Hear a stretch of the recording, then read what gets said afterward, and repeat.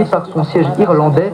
Sur l'île, la taxe sur les bénéfices des sociétés y est 2 fois moins élevée qu'en Italie, 12,5% contre 27,5%. Rome se réjouit de cet accord. Il s'agit d'une première dans le monde selon la justice. Le parquet de Milan voit ce résultat important comme un modèle à exporter dans le reste de l'Europe. Sur le vieux continent, des colosses tels qu'Apple, mais aussi Amazon ou Facebook sont régulièrement accusés de frauder le fisc. Rome, Antonino Gallo-Faro, France Info. Les élections en République centrafricaine sont un succès. Le chef de la mission de l'ONU se félicite ce soir après le premier tour d'un scrutin qui a fortement mobilisé la population.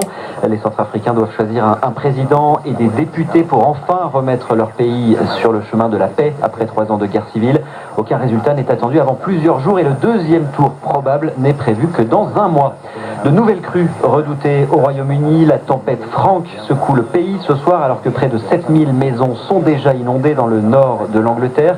L'Écosse et l'Irlande du Nord sont aussi en alerte. Une catastrophe qui devrait coûter très cher aux assurances. Les premières estimations ont chiffré les dégâts à 2 milliards d'euros au bas mot.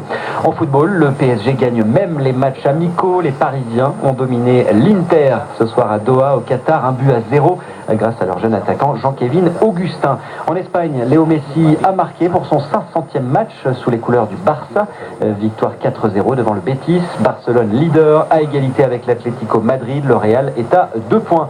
Et puis le basket français a fait son show ce soir à Paris-Bercy. Un All-Star Game remporté par la sélection des meilleurs Français de Pro A face aux étrangers du championnat de France. 146 à 119. Et c'était le journal de Nicolas Olivier. Il est 23h08 sur France Info. France Info. 21h minuit. Céline Aslo. Pas de débordement, pas de violence. Un scrutin qui s'est déroulé dans le calme et qui suscite beaucoup d'espoir. La Centrafrique votait aujourd'hui pour élire son nouveau président.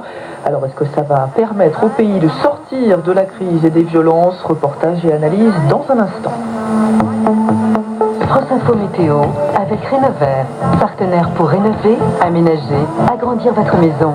Retrouvez-nous sur rénover.fr, une marque du groupe Maison France Confort.